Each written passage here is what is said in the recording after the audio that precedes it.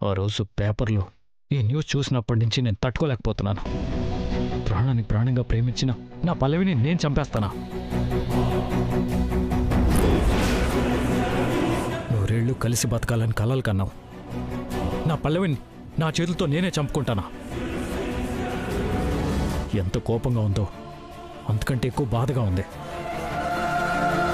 పల్లవి దూరమైనందుకు నాలో నేను ఎంత నరకం అనుభవిస్తున్నానో నాకు మాత్రమే తెలుసు. కానీ ఈ లోకం మాత్రం భార్యను చంపిన హంతకుండని నా మీద నిందలేస్తుంది.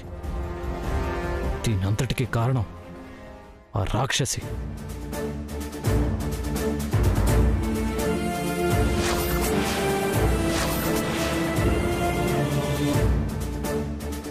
నా భార్యని పొట్టన పెట్టుకున్న ఆ రాక్షసే. ఇంకెన్ని రోజులు? 10 days, జస్ట్ 10 days. ఆ హంతకురాల్ని పట్టుకుని ఈ లోకానికి నిజమేంటో తెలిసేలా చేస్తాను. ఆ రాక్షసికి తగిన శిక్ష వేసి ఇన్ని రోజులు నాలో రగులుతున్న బాధకి ఒక సమాధానం వెతుక్కుంటాను.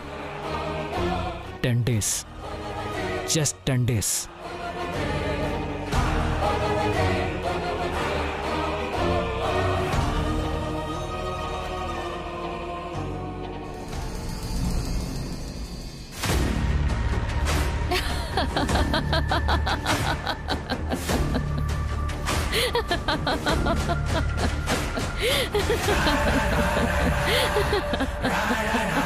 ఏంటి మేడం అంతలా నవ్వుతున్నారు?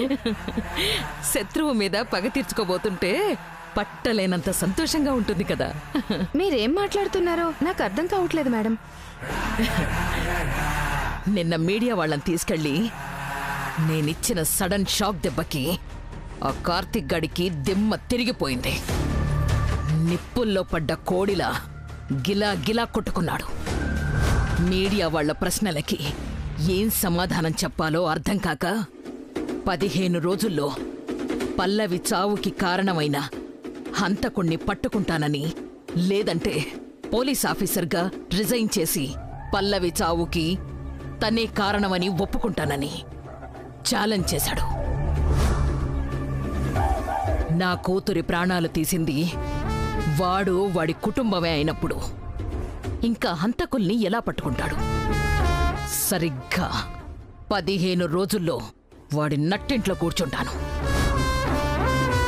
మీడియా సమక్షంలోనే ప్రపంచం అందరికీ తెలిసేలా వాడితో రాజీనామా చేయిస్తాను.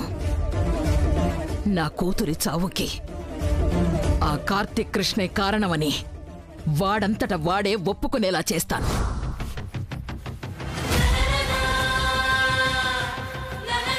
బేబీ, నువ్వు దూరమైన దగ్గర నుంచి మనసులో అగ్నిపర్వతమంత బాధని మోస్తున్నాను.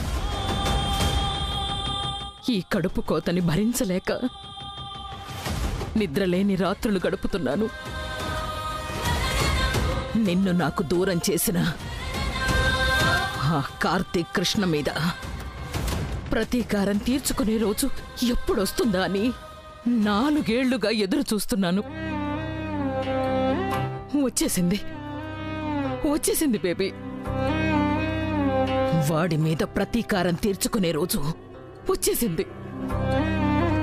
15 రోజుల్లో, జస్ట్ 15 డేస్లో వాణ్ణి రోడ్డు మీదకి లాగి చావే గతనుకునేలాగా చేయబోతున్నాను.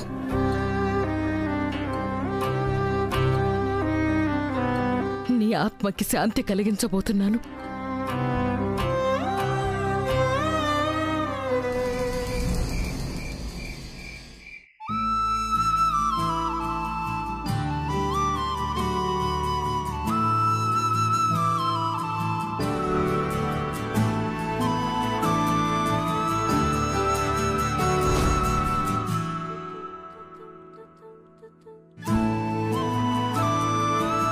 పిల్లలెవరో చాలా ప్రేమగా కొనుక్కునుంటారు. ముక్కలైపోయినా సరే ఇంత అందమైన బొమ్మని పడేయడానికి మనసు రావట్లేదు.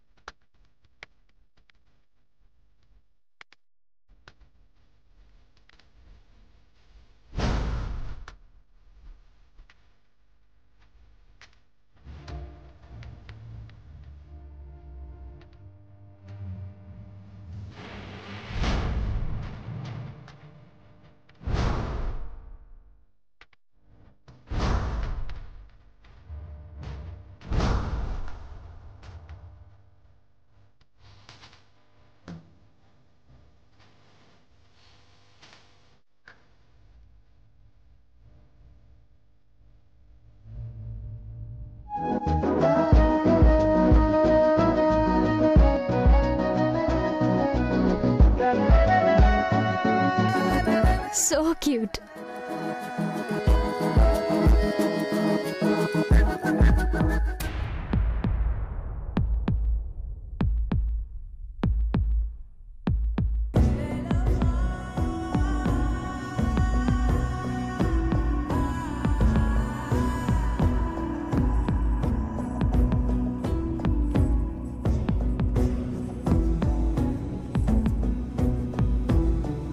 ఈ బొమ్మేంటి సార్ వారిని చూసినప్పుడు నా గుండె ఎలా కొట్టుకుందో దీంట్లోంచి కూడా అలాగే హార్ట్ బీట్ వస్తుంది.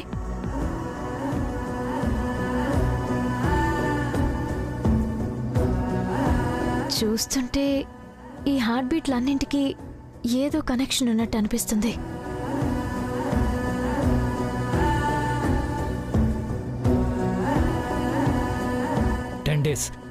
Just 10 days.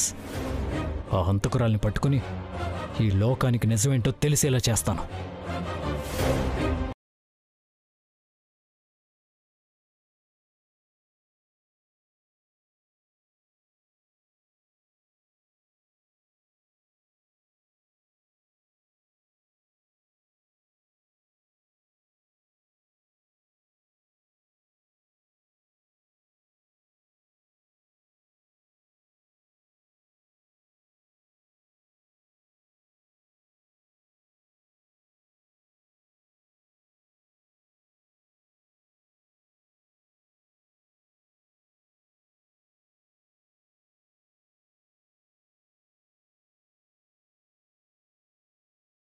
అయినప్పుడు నేను కూడా అలాగే అనుకున్నాను. కానీ ఆ దేవుడు ఆడే ఆట వెనుక ఖచ్చితంగా ఏదో ఒక కారణం ఉంటుంది, ఏదో ఒక ముడి వేసుంటుందని ఈ రోజు నాకు అర్థమైంది. అవునక్క, నేను చేసిన పొరపాటు వల్ల మీకు యాక్సిడెంట్ అయ్యి సార్ వారి జీవితంలోంచి దూరం అయిపోయారు. ఇప్పుడు మీ స్థానంలో సార్ వారి జీవితంలోకి నేనొచ్చాను. అలాగే మీ గుండె మిస్ అయిందని అంటున్నారు. సార్ వారిని చూసినప్పుడల్లా ఈ గుండె చాలా వేగంగా కొట్టుకునేది. అలా వేగంగా కొట్టుకోవడం గురించి ఆలోచిస్తుంటే నాలో ఉన్న ఈ గుండె మీదేనేమోనని అనిపిస్తుంది. కానీ ఎలా తెలుసుకోవాలో అర్థం కావట్లేదు.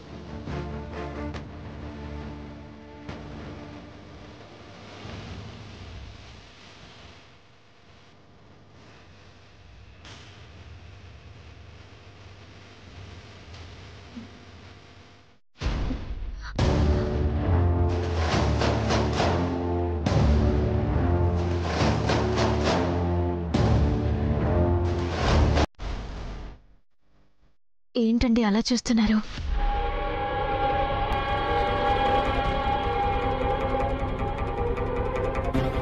పల్లవి ఫోటో దగ్గర ఏం చేస్తున్నావు?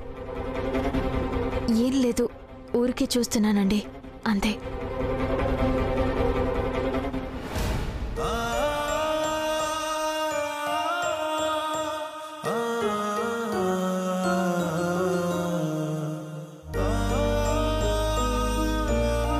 ఈ బొమ్మ ఏంటి?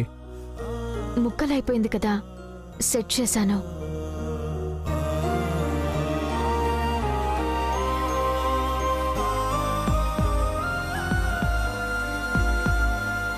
ఇదేంటి? ఈ బొమ్మ నుంచి హార్ట్ బీట్ సౌండ్ వస్తుంది.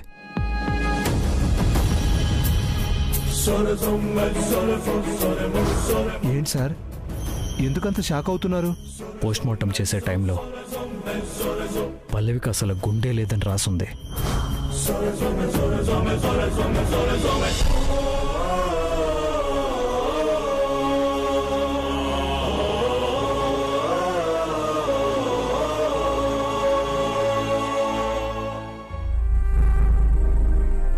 పల్లవి, నన్ను ప్రాణానికి ప్రాణంగా ప్రేమించే నీ హృదయం, నా జ్ఞాపకాల్ని పదిలంగా దాచుకున్న నీ గుండెని ఎవరో నీ దగ్గర లేకుండా చేశారు. నీ ప్రతి గుండె చప్పుడులోనూ నా పేరు వినిపిస్తుందని నువ్వు చెప్పావు. కానీ ఇప్పుడు ఆ గుండె చప్పుడు ఎవరిలోనూ వినిపిస్తుంది.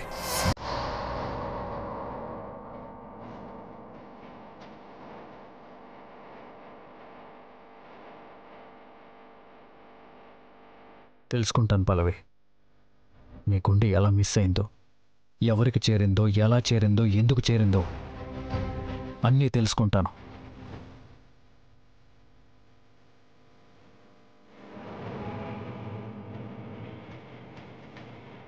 నీ ప్రాణాలు పోవడానికి కారణమైన ఆ రాక్షసిని ఖచ్చితంగా పట్టుకుంటాను.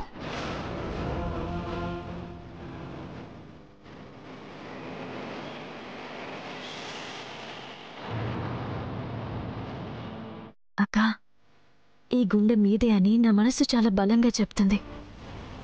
ఇక నుంచి ప్రతి క్షణం తెలుసుకునే ప్రయత్నాల్లో ఉంటాను.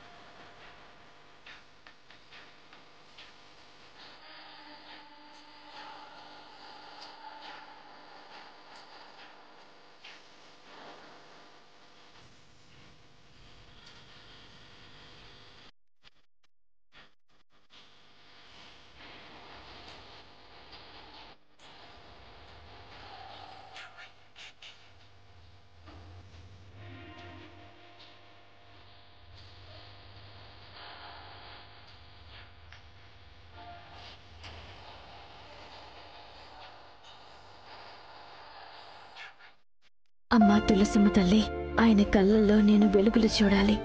ఆయన పెదాల మీద చిరునవ్వు చూడాలి. పల్లవి అక్క పోయిన బాధ నుంచి ఆయన మనసు తేలికవ్వాలి. జీవితాంతం ఆయన సంతోషంగా ఉండాలి. ఆయన అలా మార్చుకునే శక్తిని నాకివ్వమ్మా. లేదంటే నా కారణంగా సార్ వారి జీవితం ప్రశ్నార్థకంగా మారిందనే బాధలో నేను చస్తూ బ్రతకాలి.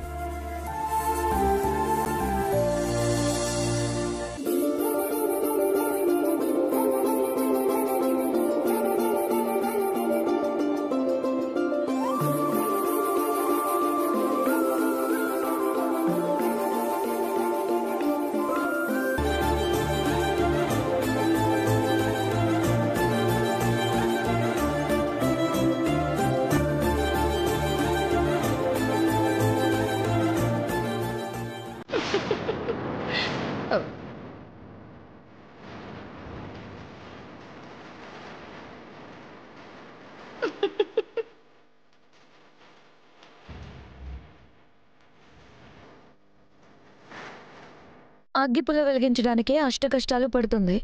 ఇక ఇంటికేం వెలుగు తెస్తుంది? చీర కొన్నంత తేలిక కాదు కట్టుకోవడం అంటే అన్నట్టు అడ్డదారిలో పెళ్లి చేసుకున్నంత తేలిక కాదు కోడలిగా అర్హత హోదా సాధించడం అంటే. వంకిత, బుద్ధి లేకుండా మాట్లాడుకో. అత్త మాట్లాడిన దాంట్లో తప్పే ఉందమ్మా. తను అడ్డదారిలో కోడలుగా అడుగు పెట్టడం కాక దర్జాగా పెళ్లి చేసుకొని వచ్చిందా ఏంటి? వాలిని రాముడు చెట్టు చాటు నుంచి చంపాడు. ఎదురుగా నిలబడి చంపడం చేతకాక కాదు, అది ధర్మం కాబట్టి. మంచి చెయ్యడం కోసం కొన్నిసార్లు మరో దారిలో వెళ్ళినా తప్పు లేదు అని అర్థం.